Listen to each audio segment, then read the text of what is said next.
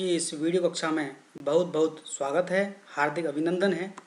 बच्चों, आज हम अध्ययन करने जा रहे हैं जो कक्षा छठी से 10वीं के लिए जो उपयोगी व्याकरण का जो विषय बिंदु है, संज्ञा, सर्वनाम और उनके भेद। बच्चों, इस विषय बिंदु का आज हम अध्ययन करने जा रहे हैं। बच्चों, ये जो विषय बिंदु है संज्ञा और सर्वनाम, संज्ञा का जो हम परिचय है जो पाठ्यक्रम में हमको लगभग जो प्राथमिक कक्षाओं से ही हमको इसका थोड़ा बहुत परिचय हम बच्चों को जो बच्चे हैं हम वो प्राप्त करने लगते हैं। छठवीं से भी इसमें संज्ञाओं के विभिन्न प्रकार के भेद बच्चों के पाठ्यक्रम में संकलित होते हैं। बच्चों, आज इस वीडियो के माध्यम से हम संज्ञा और सर्वनाम जो ये विषय बिंदु है इनका बच्चों हम विस्तृत और व्यापक अध्ययन करेंगे। सबसे पहले बच्चों हम ये समझने का प्रयास करते हैं कि आखिर संज्ञा होती क्या है, जिसको इंग्लिश में हम नाउन बोलते हैं। संज्ञा आखिर होती क्या है? तो बच्चों, इसकी परिभाषा की बात करें हम, संज्ञा है वो किसी भी प्राणी, वस्तु, स्थान, जाति या भाव या दशा आदि के नाम को संज्ञा कहते हैं। बच्चों, दूसरे शब्दों में हम ये कहें कि संसार की प्रत्येक वस्तु संज्ञा है, चाहे वो दिखाई दे रही है चाहे वो दिखाई नहीं दे रही है। हम जिन भी चीज़ों से घिरे हुए हैं वो सारी चीज़ें संज्ञा है। जैसे पंखा संज्ञा है, पलंग संज्ञा है, घर संज्ञा है, पेड़ पौधे संज्ञा हैं। ये ऐसी चीज़ें जिनको हम छू सकते हैं, देख सकते हैं, लेकिन कुछ ऐसे भाव और दशाएं जिनको हम छू और देख नहीं सकते, जैसे ईमानदारी है, बेईमानी है। ठीक है बच्चों, ये सभी चीज़ें क्या हैं? संज्ञा हैं। बच्चों, हम अगर इसकी बात करें तो कि किसी व्यक्ति, वस्तु, स्थान और भाव आदि के नाम को हम संज्ञा कहते हैं। जैसे श्याम, दिल्ली, आम, मिठास, गाय इत्यादि। तो जो श्याम और जो आम है और गाय है इनको हम छू सकते हैं, देख सकते हैं, लेकिन मिठास को हम सिर्फ अनुभव कर सकते हैं। ये गुण है, ये क्वालिटी है, भाव है। तो बच्चों, जो जैसा मैंने बताया आपको कि संसार में जो भी चीज़ दिखाई देती है या नहीं दिखाई देती, जो भाव है वो दिखाई नहीं देते, सारी चीज़ें वो संज्ञा के अंतर्गत आती हैं। बच्चों, संज्ञा अपने आप में एक विस्तृत और व्यापक शब्द है। बच्चों, हम बात करें अब जो हम पाठ्यक्रम के हिसाब से जो संज्ञा हैं उनके भेद कितने हैं, उनके प्रकार कितने हैं, जो कि कक्षा छठी से 10वीं के जो पाठ्यक्रम के लिए ये उपयोगी जो विषय है, तो इसके भेद कितने हैं। तो बच्चों, संज्ञा के आधुनिक काल में देखा जाए, हम जो पढ़ रहे हैं इस काल में संज्ञा के 3 प्रमुख भेद माने जाते हैं: व्यक्तिवाचक संज्ञा, जातिवाचक संज्ञा और भाववाचक संज्ञा। बच्चों, प्राचीन काल में जातिवाचक संज्ञा के 2 भेद और हुआ करते थे। तो कुल मिलाकर के 5 भेद संज्ञा के हम कहते थे। जातिवाचक संज्ञा के 2 भेद कौन कौन से थे? एक समूहवाचक संज्ञा और एक द्रव्यवाचक संज्ञा। लेकिन बच्चों, इस तरह से प्राचीन काल में हम संज्ञा के 5 भेद पढ़ते थे: व्यक्तिवाचक संज्ञा, ठीक है, समूहवाचक संज्ञा, द्रव्यवाचक संज्ञा, जातिवाचक संज्ञा और भाववाचक संज्ञा। लेकिन बच्चों, आधुनिक काल में ये जो जातिवाचक संज्ञा के अंतर्गत ही समूहवाचक और द्रव्यवाचक को संज्ञा को सम्मिलित किया गया है। तो इस समय हम संज्ञा के 3 भेद पढ़ते हैं: व्यक्तिवाचक संज्ञा, जातिवाचक संज्ञा और भाववाचक संज्ञा। बच्चों, जैसा कि आपको इस छवि में दिखाई पड़ रहा है कि संज्ञा 3 प्रकार की हैं: व्यक्तिवाचक, जातिवाचक और भाववाचक। और जातिवाचक के पहले 2 भेद और हुआ करते थे: द्रव्यवाचक संज्ञा, इसको बोलते हैं मटेरियल नाउन, और समूहवाचक संज्ञा, जिसको बोलते हैं हम कि जो समूह का एहसास हमको कराए। ठीक है, तो बच्चों, इस प्रकार हम देखें तो सबसे पहले हम अध्ययन करते हैं व्यक्तिवाचक संज्ञा का, जिसको हम इंग्लिश में बोलते हैं प्रॉपर नाउन। अब बच्चों, व्यक्तिवाचक संज्ञा होती क्या है कि जो शब्द किसी एक व्यक्ति, वस्तु, स्थान आदि का बोध करवाता है, बोध मतलब ज्ञान करवाता है, उसे हम व्यक्तिवाचक संज्ञा कहते हैं। जैसे राम हो गया, श्याम, मुंबई, राधा, दिल्ली आदि। तो बच्चों, ये हम नाम लेने से हम किसी विशेष व्यक्ति, वस्तु या स्थान तक पहुंचते हैं। जैसे मैं अभी आपको एक शब्द बोलूं लड़का, लेकिन लड़का शब्द बोलने से लड़का समूह का ज्ञान हो रहा है, हमको ये पता नहीं चल रहा है कि हम किस लड़के की बात कर रहे हैं। लेकिन मैंने बोला श्याम, तो श्याम से हमको एक विशेष लड़के का पता चल रहा है। तो व्यक्तिवाचक संज्ञा का मतलब है जब आप उसका नाम लेने से किसी व्यक्ति विशेष, स्थान विशेष तक आप पहुंच जाओ, पर्टिकुलर चीज तक पहुंच जाओ, तो वो प्रॉपर नाउन या व्यक्तिवाचक संज्ञा कहते हैं। जिसको अगर हमको और समझने का प्रयास करें कि जो शब्द किसी एक विशेष व्यक्ति, वस्तु, स्थान आदि का ज्ञान करा दे हमको, वो व्यक्तिवाचक संज्ञा है। जैसे राम और श्याम लड़कों के नाम हैं, ठीक है, आदमी के नाम है। तो यहाँ हम लड़कों और आदमी के अंतर्गत एक पर्टिकुलर व्यक्ति तक पहुँचते हैं। मुंबई स्थान विशेष का नाम है, कोई पूरे, तो यहाँ पे ये मुंबई है, व्यक्तिवाचक संज्ञा है। राधा किसी लड़की का है, महिला का नाम है, तो राधा व्यक्तिवाचक संज्ञा है। दिल्ली भी किसी स्थान विशेष का नाम है, इसलिए ये व्यक्तिवाचक संज्ञा है। ठीक है बच्चों, तो जैसे मैं अभी आपको छवि में दिख रही है मदर टेरेसा, ठीक है, तो मदर टेरेसा किसी एक महिला का नाम है। तो अगर इसको हम महिला माने तो ये महिला, अगर इसको महिला कहें तो महिला एक महिला समूह का एहसास करा रही है, तो ये जातिवाचक संज्ञा में चला जाएगा। लेकिन इसको हम कहें मदर टेरेसा है, तो मदर टेरेसा किसी महिला विशेष या किसी जो है एक विशेष महिला का हमको ज्ञान करा रही है, इसलिए ये व्यक्तिवाचक संज्ञा के अंतर्गत आ रही है। ठीक है बच्चों, तो जब हम मदर टेरेसा को मदर टेरेसा के नाम से बुलाएंगे तो व्यक्तिवाचक संज्ञा है, लेकिन यदि महिला कहेंगे उसे हम, तो वो जातिवाचक संज्ञा के अंतर्गत पहुंच जाती है। जैसे बच्चों इस छवि में दिख रहा है अंश, अंश किसी लड़का, किसी बच्चे विशेष का नाम है। मैं ये मेहंदार किसी स्थान विशेष का नाम है। गुड़िया जो है बेबी डॉल जो होती है, ये बारबी गर्ल, ये किसी गुड़िया विशेष का नाम है। गंगा एक नदी विशेष का नाम है। हिमालय एक पर्वत, एक विशेष पर्वत का नाम है। तो ये सारे व्यक्तिवाचक संज्ञा के उदाहरण हैं। अगर इसको हम जातिवाचक में कन्वर्ट करना चाहें तो ये लड़का है, तो लड़के से हमको एक जाति विशेष का ज्ञान हो रहा है। ठीक है, ये यदि हम इसको मंदिर कहें तो मंदिर एक स्थान, जो एक मंदिर समूह का ज्ञान हो रहा है। गुड़िया कहें तो हम, तो ये गुड़िया एक बहुत सारी गुड़ियाओं का, खिलौनों का एहसास हो रहा है। इसको यदि हम नदियाँ कहें, गंगा ना कहें तो ये जातिवाचक संज्ञा बन जाती है। इसको हम हिमालय ना कहें, पर्वत कहें, तो ये फिर क्या बन जाता है, जातिवाचक संज्ञा के अंतर्गत आ जाता है। बच्चों इसका अब दूसरा भेद देखें हम, जातिवाचक संज्ञा, इसको हम बोले कॉमन नाउन। अब कॉमन नाउन के अंतर्गत क्या होता है, जो शब्द या जो संज्ञा किसी जाति का बोध करवाती है या किसी समूह का बोध करवाती है, उसे हम जातिवाचक संज्ञा कहते हैं। जैसे लड़का, तो लड़के से हमको किसी विशेष लड़के का पता नहीं चल रहा है, बल्कि लड़का समूह का, एक कॉमन जो है जाति का पता चल रहा है। लड़की, लड़का, नदी, पर्वत, तो ये क्या है, ये एक समूह का एहसास हमको करा रही हैं, ग्रुप का एहसास करा रही हैं, इसलिए ये कॉमन नाउन है, जातिवाचक संज्ञा है। ठीक है बच्चों, जैसे मैंने आपको पिछले स्लाइड में बताया था, अभी ये महिला है। पहले स्लाइड में जब हम इसको व्यक्तिवाचक के अंतर्गत पढ़ रहे थे, इसको मदर टेरेसा नाम दे रहे थे। अगर इसको हम मदर टेरेसा नाम ना दे, सिर्फ महिला बोलें या फिर औरत बोलें, तो ये किसका एहसास कराएगी हमको, एक जातिवाचक संज्ञा का एहसास हमको ये कराती है। बच्चों जातिवाचक संज्ञा के दो भेद और माने जाते हैं, जो हम प्राचीन काल में पढ़ते आए हैं।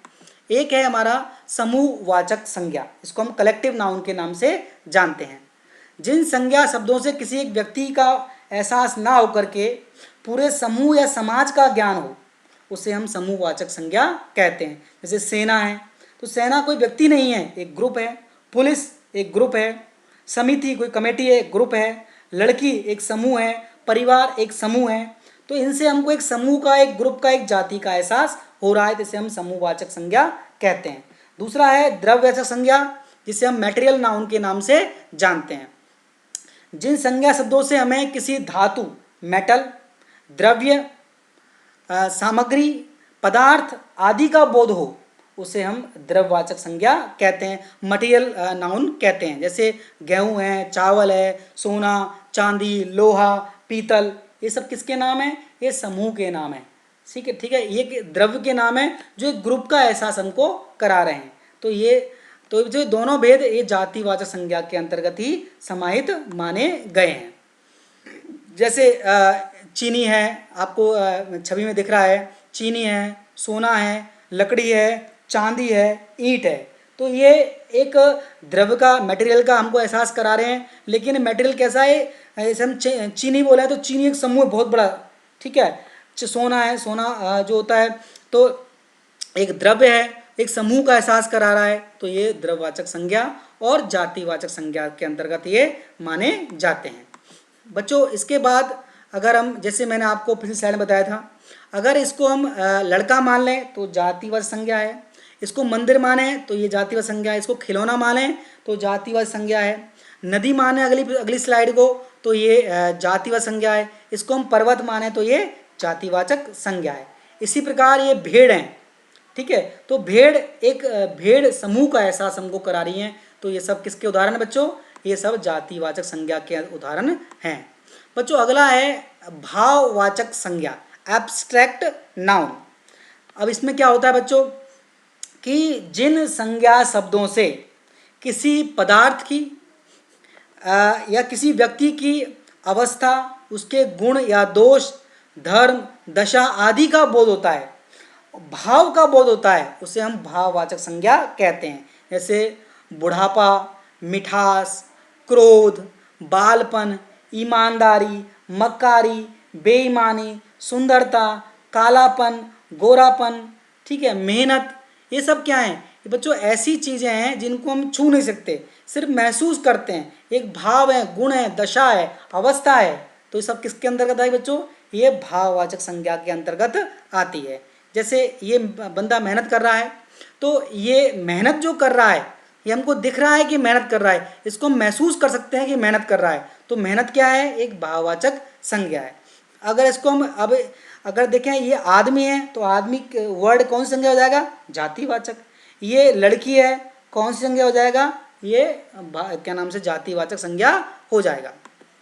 तो बच्चों ये जो भाववाचक संज्ञा है, ये किसी भाव और दशा का ज्ञान हमको करा रही है। जैसे और भी हम देखें, जैसे क्रोध, भाई ये बंदा क्रोध कर रहा है। ईमानदारी है, ये भाववाचक संज्ञा है। निर्धनता, गरीबी, भाववाचक संज्ञा है। बचपन और भ्रमण, ये सब क्या है? ये सब भाववाचक संज्ञा है। ये किसी गुण, दशा या भाव का ज्ञान हमको करा रही हैं बच्चों। और इसके संज्ञा के संबंध में कुछ हम महत्वपूर्ण जानकारी देखें कि भाववाचक संज्ञा और गुणवाचक विशेषण दोनों में कई बार अंतर करने में जो बच्चे हैं कई बार कन्फ्यूज जाते हैं, उलझन में पड़ जाते हैं। दोनों में भेद नहीं कर पाते कई बार कि ये भाववाचक संज्ञा है या ये गुणवाचक विशेषण है, क्योंकि दोनों अवस्थाओं में हमको गुण और दशा का बोध हमको होता है। तो इसका पता करने के लिए हमको क्या करना होता है कि जो शब्द में हमको उलझन है, जैसे ईमानदार और ईमानदारी, दो शब्द हैं। अब ईमानदार और ईमानदारी में से एक जो शब्द है वो भाववाचक संज्ञा है और एक शब्द इसमें गुणवाचक विशेषण है। इसका अंतर करने के लिए हमको बच्चों से कई बार पूछें कि ईमानदार और ईमानदारी में कौन सा संज्ञा है, कौन सा विशेषण है, तो कई बार वो कन्फ्यूज हो जाते हैं। तो बच्चों इसके लिए बहुत अच्छी सी ट्रिक है कि आप इन दोनों शब्दों को किसी अन्य संज्ञा शब्द के साथ इस्तेमाल कीजिए। जैसे कॉमन जो हमारा संज्ञा शब्द है लड़का, जाति व संज्ञा है, तो लड़का के साथ में हम दोनों शब्दों का इस्तेमाल करेंगे। पहला शब्द हमारा ईमानदार, ईमानदार लड़का एक हो गया, दूसरा हो गया ईमानदारी लड़का। अब इनमें से कौन सा शब्द आपको ठीक लग रहा है? ईमानदार लड़का, तो हमको ये अटपटा नहीं लग रहा, होता है साहब ईमानदार लड़का। तो जब हमको ठीक लगे तो जो शब्द प्रयुक्त किया हमने ईमानदार, वो विशेषण होगा, गुणवाचक विशेषण होगा। और हमको यदि अटपटा लगे, जैसे ईमानदारी लड़का, हमको ये शब्द जो समूह है ठीक नहीं लगा, अटपटा लग रहा है, तो ये दोनों संज्ञा हो जाएंगी, क्योंकि सेम चीज़ें हैं, वो साथ में आने पर अटपटी लग रही हैं हमको। ठीक है, जैसे आपको देखते हैं, आपको मैग्नेट पड़ा होगा कि सेम पोल्स होते हैं मैग्नेट के, नॉर्थ नॉर्थ और साउथ साउथ पोल को साथ में लाओगे तो उनमें रिपल्सन होता है, अट्रैक्शन नहीं होता।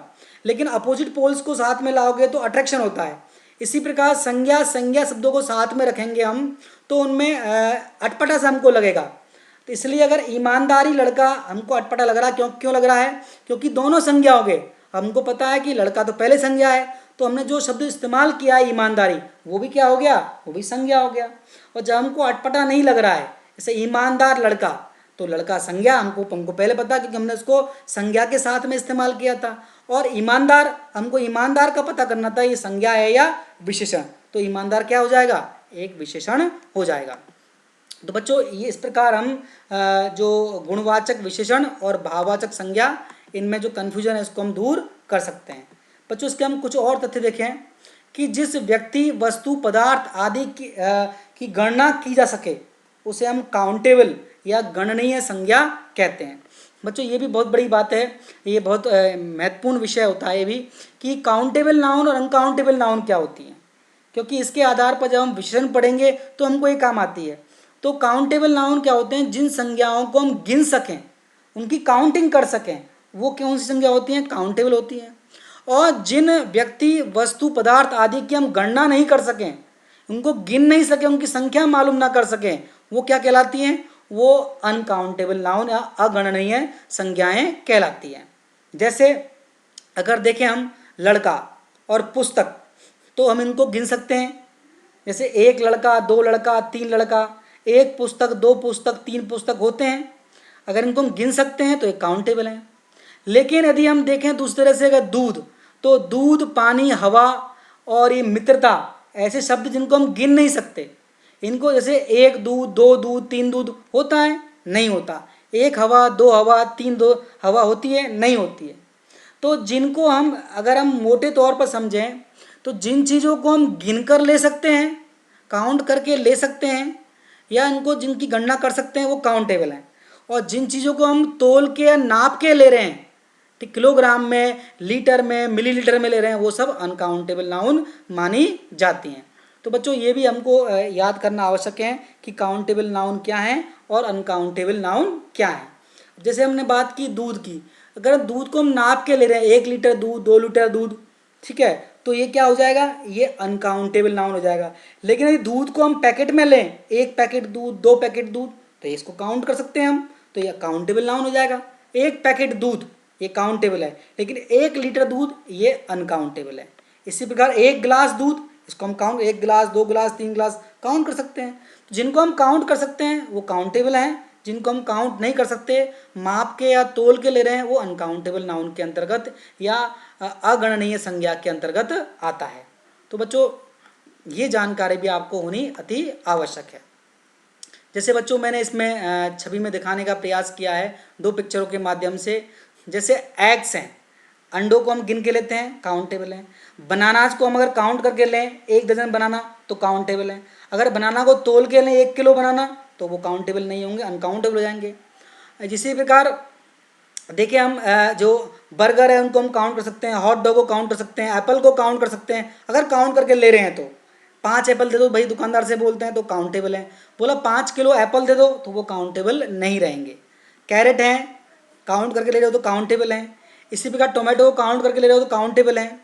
इसी प्रकार मिल्क है, मिल्क को हम काउंट नहीं कर सकते, अगर हम तोल के ले रहे हैं। तो अगर हम बोतल से ले रहे हैं, 1 बोतल, 2 बोतल, 3 बोतल, तो वो काउंटेबल नाउन के अंतर्गत आएगा।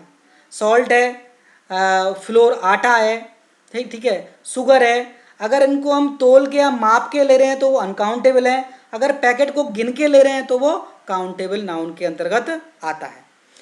तो बच्चों काउंटेबल और अनकाउंटेबल नाउन का सीधा सा तरीका है कि जिन चीज़ों को हम गिन के ले रहे हैं, जिनकी हम गणना कर सकते हैं, वो काउंटेबल हैं, और जिनकी हम गणना नहीं कर सकते, माप के या तोल के ले रहे हैं, वो अनकाउंटेबल के अंतर्गत आती हैं। बच्चों कोई भी जो अनकाउंटेबल नाउन है वो काउंटेबल बन सकता है। कब बन सकता है? जब उसको हम काउंट करके लें। जैसे दूध है, दूध अगर हम बेसिकली देखें, दूध हम नाप के लेते हैं, तोल के लेते हैं, तो अनकाउंटेबल। लेकिन अगर पैकेट में लें तो वो काउंटेबल नाउन के अंतर्गत आ जाता है। बच्चों संज्ञा में हम, अब अगर वाक्य हम संज्ञा कैसे पहचानें, तो वाक्य में हमको क्रिया से प्रश्न करना होता है कि कौन, अर्थात क्रिया को करने वाला कौन है। जनरली जो संज्ञा होती है वो क्रिया को करने वाला होता है। तो सामान्य रूप से हम इसका उत्तर निकाल सकते हैं, लेकिन ये जो तरीका है सभी नॉर्मली जो सामान्य रूप से काम नहीं करेगा। जैसे राम ने रावण को मारा, तो अब अगर मारा जो क्रिया है, मतलब किसने मारा, राम ने मारा, तो राम भी संज्ञा है। और किसे मारा, रावण को मारा, तो रावण जो भी संज्ञा है। लेकिन राम जो कौन से उत्तर हमको, रावण का हमको उत्तर नहीं मिलता है। तो संज्ञा मतलब ये है कि आप देख लीजिए वाक्य के अंतर्गत कि जो किसी व्यक्ति, वस्तु या जगह का नाम है, चीज़ का नाम है, तो वो संज्ञा कहलाएगी। ठीक है बच्चों। अब बच्चों हम दूसरा टॉपिक देखें, हम सर्वनाम। जिसको हम बोलते हैं इंग्लिश में प्रोनाउन। प्रोनाउन क्या होते हैं, ठीक है। तो बच्चों अगर हम जैसे अगर हमने इसकी परिभाषा देखने का प्रयास करें कि सर्वनाम की परिभाषा क्या होते हैं। सर्वनाम, सर्वनाम बच्चों दो शब्दों से मिलकर बना हुआ है, सर्व और नाम। सर्व मीन्स सबका, नाम मीन्स नाम। तो ये सर्वनाम क्या होते हैं, ये ऐसे नाम हैं जो सबके स्थान पर प्रयुक्त होते हैं, उसे हम सर्वनाम कहते हैं, ठीक है। तो अगर हम इसकी इंग्लिश में डेफिनेशन देखें तो the word which is used in place of noun, संज्ञा के स्थान पर प्रयुक्त होने वाले शब्दों को हम सर्वनाम कहते हैं। जैसे अभी हम इस चित्र में देखने का प्रयास करें कि सब लोग परीक्षा में पास हो गए हैं, ठीक है। तो यहाँ सब लोग, ठीक है। इसी प्रकार मैं फुटबॉल खेल रहा हूँ, तो मैं क्या है, मैं किसी व्यक्ति का नाम था यहाँ पे, तो व्यक्ति को रिप्लेस किया मैं से, ठीक है। तुम कहाँ जा रहे हो, तो तुम के स्थान पर किसी व्यक्ति को संबोधन था, वो व्यक्ति को रिप्लेस किया किसने, तुमने। तो ये क्या है, ये सब सर्वनाम कहलाएंगे। तो बच्चों अगर हम और इसकी गहराई में जाने का प्रयास करें, जैसे मैं एक सेंटेंस पढ़ रहा हूँ, मोहन 11वीं कक्षा में पढ़ता है, मोहन स्कूल जा रहा है, मोहन के पिताजी पुलिस हैं, मोहन की माताजी डॉक्टर हैं, मोहन की बहन खाना बना रही है। तो बच्चों इन सेंटेंस में हमने बार बार मोहन को रिपीट किया है। तो बार बार इस मोहन वर्ड को रिपीट करने से ये जो वाक्य हैं ये अरुचिकर, अनइंटरेस्टिंग हमको लगते हैं, और ये इसके जो स्तर है वो भी गिरता है। तो हम क्या करेंगे, यदि हमने जो मोहन संज्ञा है इन वाक्यों में, अगर मोहन को हम सर्वनाम से रिप्लेस कर दें, ठीक है, तो मोहन की जगह हम अगर जो है वह सर्वनाम का प्रयोग हम इसमें इस्तेमाल करें, तो सेंटेंस किस प्रकार बनेगा, जैसे मोहन 11वीं कक्षा में पढ़ता है, वह स्कूल जा रहा है, उसके पिताजी पुलिस हैं और उसकी माताजी डॉक्टर हैं, उसकी बहन खाना बना रही है। तो बच्चों इसमें हमने मोहन को वह जो सर्वनाम से रिप्लेस किया, और बाद में वह जिस भी तरीके से आ रहा है, कर्म के स्थान पे आ रहा है तो हमने उसको उस तरह से इस्तेमाल किया, निजवाचक सर्वनाम के रूप में आ रहा है तो हमने उसको वह के उस रूप में इस्तेमाल किया। तो उसको हम रिप्लेस कर दें तो जो ये सेंटेंस है इंटरेस्टिंग लगता है। तो हमने मोहन को किससे रिप्लेस किया, वह और उसकी फैमिली से रिप्लेस किया हमने। तो संज्ञा के स्थान पर हमने वह का इस्तेमाल किया, तो वह क्या हो गया, यहाँ पे सर्वनाम हो जाता है। बच्चों सर्वनाम की जो अभी हमने परिभाषा को देखने का प्रयास करें कि वे शब्द जो संज्ञा के बदले में आए उसे हम सर्वनाम कहते हैं। जैसे मैं, तुम, हम, वह, आप, उसका, उसकी, वह, ये सब क्या है, सब सर्वनाम है। इसके शाब्दिक अर्थ को समझें तो हमको यही लगता है कि सबका नाम, और यह शब्द किसी व्यक्ति विशेष के द्वारा प्रयुक्त ना होकर सबके द्वारा प्रयुक्त होते हैं। किसी एक का नाम ना होकर ये सबके नाम होते हैं। मैं का प्रयोग सभी व्यक्ति अपने लिए करते हैं, किसी व्यक्ति विशेष के लिए नहीं करते हैं। अतः मैं किसी एक का नाम ना होकर सबका नाम है, इसलिए ये सर्वनाम कहलाता है। तो हमने संज्ञा को किससे रिप्लेस किया, हमने संज्ञा को सर्वनाम से रिप्लेस किया। बच्चों हम बात करें सर्वनाम उसके भेद। सर्वनाम हमने पढ़ लिए कि सर्वनाम होते क्या हैं, संज्ञा के स्थान पर प्रयुक्त आ रहे हैं। अब सर्वनाम के भेद कितने हैं, ठीक है। तो सर्वनाम के बच्चों ये 6 भेद होते हैं। पहला है पुरुषवाचक सर्वनाम, दूसरा है निश्चयवाचक सर्वनाम, तीसरा है अनिश्चयवाचक सर्वनाम, चौथा है संबंधवाचक सर्वनाम, पांचवा है प्रश्नवाचक सर्वनाम, और छठवां है निजवाचक सर्वनाम। तो बच्चों इनकी ये प्रकार हैं इस सर्वनाम के भेद, जिसको हमने पढ़ा कि पुरुषवाचक, निश्चयवाचक, अनिश्चयवाचक, संबंधवाचक, प्रश्नवाचक और निजवाचक। बच्चों अब हम इनको प्रत्येक सर्वनाम को विस्तार से पढ़ने का प्रयास करते हैं। सबसे पहले बात करें हम पुरुषवाचक सर्वनाम। तो पुरुषवाचक होते क्या हैं, तो बच्चों जिन सर्वनाम का प्रयोग वक्ता मतलब बोलने वाला, श्रोता मतलब सुनने वाला, और अन्य मतलब जिसके बारे में हम बात कर रहे हैं उनके लिए किया जाता है, उन्हें हम पुरुषवाचक सर्वनाम कहते हैं। बच्चों 2 व्यक्ति बात कर रहे हैं, जैसे राम और श्याम बात कर रहे हैं, और वो किसी तीसरे व्यक्ति मोहन के लिए बात कर रहे हैं, ठीक है। तो राम जो है इसके अंतर्गत एक तो होता है बोलने वाला, ठीक है। तो बोलने वाला एक व्यक्ति है, उसको हम बोलते हैं, जो बोलने वाला व्यक्ति है वक्ता, उसके लिए हम उत्तम पुरुष जो है सर्वनाम होता है वो। और जो सुनने वाला है वो मध्यम पुरुष सर्वनाम होता है, और जिसके बारे में बात कर रहे हैं वो अन्य पुरुष सर्वनाम होता है। जैसे एक सेंटेंस है, उसने मुझे बोला था कि तुम पढ़ रही हो। ठीक है, तो अगर इस वाक्य को हम ध्यान से देखने पर चलता है कि इस वाक्य में 3 प्रकार के पुरुषवाचक जो शब्द आए हैं, उसने, मुझे और तुम। ठीक है, तो अब इसमें 3 प्रकार के हमारे सामने जो सर्वनाम हुए हैं, उत्तम पुरुष, मध्यम पुरुष और अन्य पुरुष। ठीक है, तो बच्चों इसको हम और विस्तार से हम इसको हम देखने का प्रयास करें अगली स्लाइड में कि जो पुरुषवाचक सर्वनाम के 3 भेद हुए, उत्तम पुरुष, मध्यम पुरुष और अन्य पुरुष। तो उत्तम पुरुष है वो वक्ता के लिए, बोलने वाले के प्रयोग आएगा। और उत्तम पुरुष सर्वनाम के 2 भेद होते हैं, मैं और हम और इनकी फैमिली। मैं की फैमिली क्या है, मेरा, मुझे, मैंने, मुझको, मेरे लिए, मोकू। ठीक है, ये सारे शब्द क्या हैं, ये मैं की फैमिली है। तो मैं और मैं की फैमिली उत्तम पुरुष है। इसी तरह हम, हमारा, हमें, हमने, हमको, हमारे लिए। तो बच्चों मैं और हम और इनकी फैमिली जो है, परिवार, ये किस में जा रहा है, ये उत्तम पुरुष में जा रहा है। और ये किसके लिए आ रहा है, वक्ता के लिए, बोलने वाले के लिए। मध्यम पुरुष कौन होते हैं, मध्यम पुरुष सुनने वाला होता है, और ये किसके लिए, तुम, तू और आप और इनकी फैमिली। अब तुम और तू की फैमिली क्या होती है, तुम्हारा, तुमने, तुम्हें, तुमको, तुम्हारे, तुम्हारे लिए, तेरे लिए, तुझे, तोकू। ये जो शब्द हैं ये सब तुम और तुम, तू की फैमिली है। ऐसे आपकी फैमिली, आपका, आपने, आपको, आपके लिए, ये आपकी फैमिली है। तो बच्चों ये जो मध्यम पुरुष है, तुम, तू और आप और इनकी फैमिली, ये मध्यम पुरुष अर्थात सुनने वाले के लिए है। अन्य पुरुष की बात करें हम, अन्य पुरुष क्या होता है, जिसके बारे में हम बात कर रहे हैं, इसमें 2 होते हैं, वह और वे। तो वह, उसका, वह की फैमिली क्या, उसका, उसने, उसे, उसकी, उसको और उसके लिए, ये वह की फैमिली है। ठीक है, इसको हम बोले वे मतलब उनका, उन्होंने, उन्हें, उनको और उनके लिए, ये इसकी फैमिली है। बच्चों यदि हम इंग्लिश में देखें इसके हम, तो ये उत्तम पुरुष फर्स्ट पर्सन है, मध्यम पुरुष सेकंड पर्सन है और अन्य पुरुष थर्ड पर्सन है। अब फर्स्ट पर्सन में कौन कौन होता है, आई और वी और इनकी फैमिली। आई की family I, me, my, mine, we, us, ourselves. और सेकेंड पर्सन होता है यू, यू उसकी फैमिली क्या है, you, your, yours, yourself. ठीक है, और थर्ड पर्सन क्या होगा, ही, शी और इट। तो ही की फैमिली ही, हिम, हिमसेल्फ। ठीक है, शी की फैमिली हर, हर सेल्फ, हर्स। ये सब। तो इस तरह से हम हिंदी इंग्लिश को कंपेयर करें तो दोनों में 3 पुरुष होते हैं। हिंदी इंग्लिश में इसको पर्सन बोलते हैं, इंग्लिश में इसको पुरुष बोलते हैं।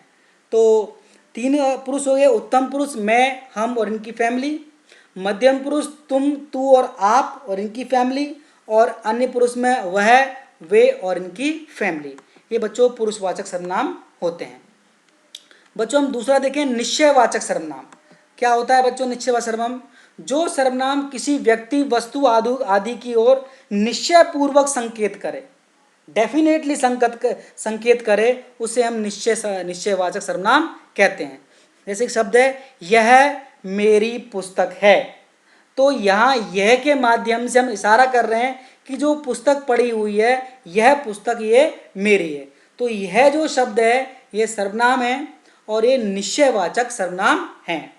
बच्चों कई बार अब जो यह है और वह, अगर हम यह पास के लिए हमने बोल दिया यह मेरी पुस्तक है, अगर हम देखें अगर वस्तु दूर पड़ी हुई है तो हम ऐसे बोलेंगे वह मेरी पुस्तक है। तो वह भी यहाँ संकेतवाचक सर्वनाम हो गया, सॉरी निश्चयवाचक सर्वनाम हो गया। अब वह निश्चयवाचक सर्वनाम भी है और पुरुषवाचक सर्वनाम भी है। फिर दोनों में अंतर कैसे करें, तो बच्चों सेंटेंस है, राम मेरा मित्र है, वह दिल्ली में रहता है। तो बच्चों हम राम को रिप्लेस किया वह से, तो यहाँ ये पुरुषवाचक सर्वनाम का काम कर रहा है। अन्य पुरुषवाचक सर्वनाम है और ये पुरुषवाचक सर्वनाम का नाम काम कर रहा है, क्योंकि मैं राम को रिप्लेस किया वह से। यह मेरी गाड़ी है। ठीक है, तो यह जो शब्द है यहाँ हमने किसी संज्ञा को रिप्लेस नहीं किया, बल्कि हमने इस गाड़ी को निश्चय बनाने के लिए हमने सर्वनाम का प्रयोग कर रहे हैं। तो यहाँ जो यह है वो निश्चयवाचक सर्वनाम कहलाएगा। वह राम की गाड़ी है, यह मेरी गाड़ी है, वह राम की गाड़ी है। तो यह और वह है, ये किसी वस्तु और व्यक्ति की ओर संकेत कर रहे हैं, तो ये निश्चयवाचक सर्वनाम कहलाते हैं।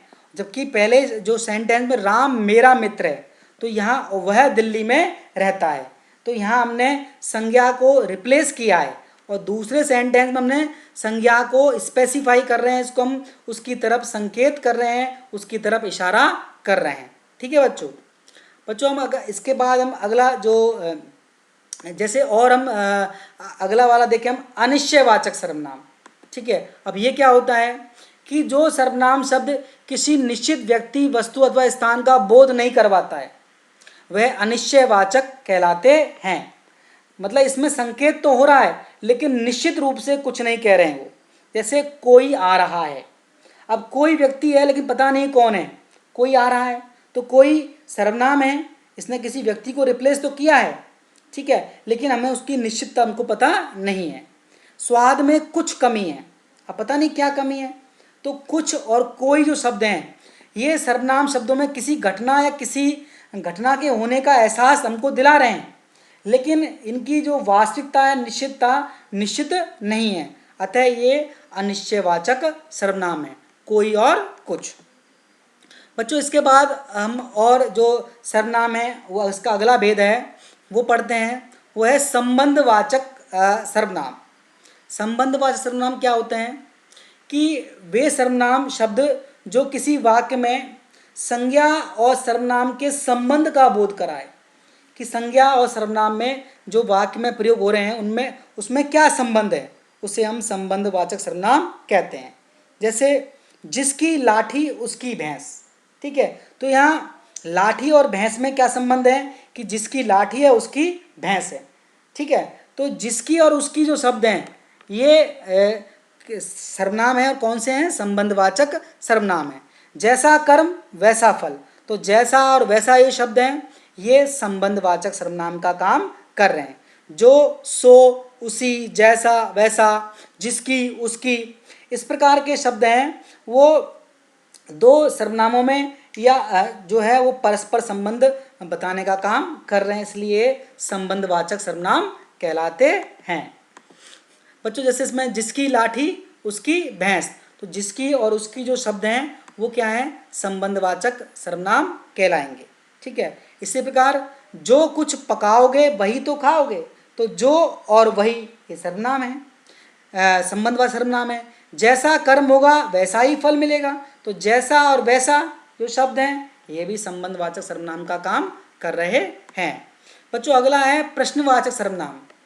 क्या होते हैं प्रश्नवाचक सर्वनाम, कि वाक्य में प्रयुक्त वे शब्द जिनसे किसी व्यक्ति, वस्तु अथवा स्थान के विषय में कोई प्रश्न, कोई क्वेश्चन, कोई सवाल उत्पन्न हो रहा है, उसे हम प्रश्नवाचक सर्वनाम कहते हैं। जैसे क्या, कौन, कहाँ, कब, कैसे आदि, ये शब्द क्या हैं, ये सारे प्रश्नवाचक सर्वनाम होते हैं। कई बार हम किसी वाक्य में बिना किसी प्रश्नवाचक शब्दों का इस्तेमाल किए हुए प्रश्न बना लेते हैं, वो भी इसके अंतर्गत आते हैं। जैसे तुम क्या कर रहे हो, तो क्या जो शब्द है वो प्रश्नवाचक सर्वनाम है। वहाँ कौन खड़ा है, कौन जो शब्द है वो प्रश्नवाचक सर्वनाम है। राम पास हो गया, ठीक है, तो हमने इसमें क्या राम पास हो गया के स्थान पर इसको हमने, तो क्या इसमें शब्द यदि लगाएंगे तो क्या क्या क्या, क्या बन जाएगा, वो क्या लगाने से वो प्रश्नवाचक सर्वनाम बन जाता है। तो क्या, कौन, किसे, किसने, क्यों, कहाँ आदि जो शब्द होते हैं वो प्रश्नवाचक सर्वनाम का काम करते हैं।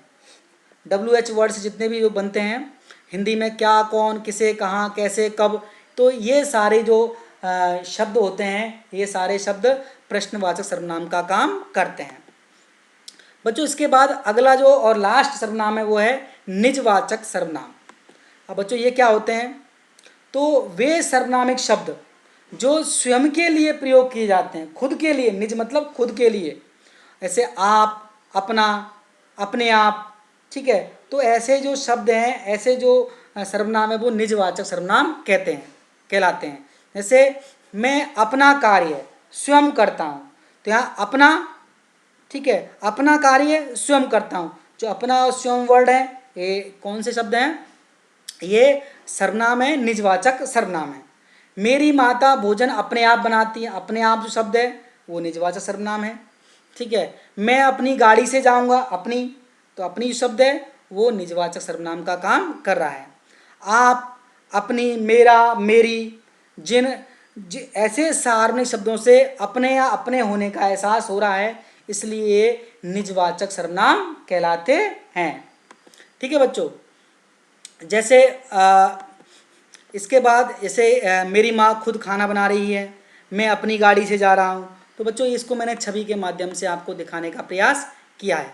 बच्चों सर्वनाम के विषय में अगर इसको हम समराइज करने का प्रयास करें तो संज्ञा के बदले आने वाले शब्दों को सर्वनाम कहते हैं। एक बार इसके 6 भेद होते हैं, हमने पढ़े। कौन कौन से पढ़े? पुरुषवाचक सर्वनाम, निश्चयवाचक सर्वनाम, अनिश्चयवाचक सर्वनाम, प्रश्नवाचक सर्वनाम, और इसके बाद जो है क्या नाम से निजवाचक सर्वनाम हो गया। ठीक है। और तो ये हमारे पास जो 6 प्रकार के सर्वनाम थे, पुरुषवाचक, निश्चयवाचक, अनिश्चयवाचक, ठीक है, इसके बाद प्रश्नवाचक भी था, इसके बाद निजवाचक भी था, इसके बाद संबंधवाचक भी था। पुरुषवाचक सर्वनाम के 3 भेद होते हैं, उत्तम पुरुष, मध्यम पुरुष, अन्य पुरुष। उत्तम पुरुष में मैं और हम आते हैं, मध्यम पुरुष में तू, तुम और आप आते हैं, और अन्य पुरुष में वह, वे, यह, वह, ये वाले आते हैं। बच्चों इसके बाद इसके कुछ और तथ्य हम देखें कि जो निश्चयवाचक सर्वनाम वो कौन से होते हैं? यह, यहाँ, वह, यह, ये कौन सर्वनाम है? निश्चयवाचक हैं।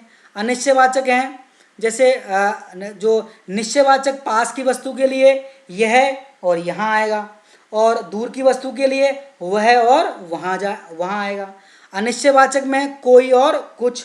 संबंधवाचक में जो, सो, उसी, उसकी, जिसकी। प्रश्नवाचक में कौन, क्या, कहाँ, कैसे, क्यों। ठीक है। निजवाचक में आप, अपना, खुद, स्वयं, अपने आप, ऐसे वाले शब्द इसमें आते हैं। बच्चों उम्मीद है आपको इस वीडियो के माध्यम से मैंने संज्ञा और सर्वनाम के जो व्याकरण का जो महत्वपूर्ण विषय बिंदु था, इसके बारे में जो मैंने आपको जानकारियाँ दी हैं वो आपके लिए उपयोगी साबित होंगी। बच्चों ये वीडियो कैसा लगा आप मुझे कमेंट बॉक्स में लिखकर ज़रूर बताइएगा। बच्चों इस वीडियो को देखने के लिए आपका बहुत बहुत आभार, बहुत बहुत धन्यवाद।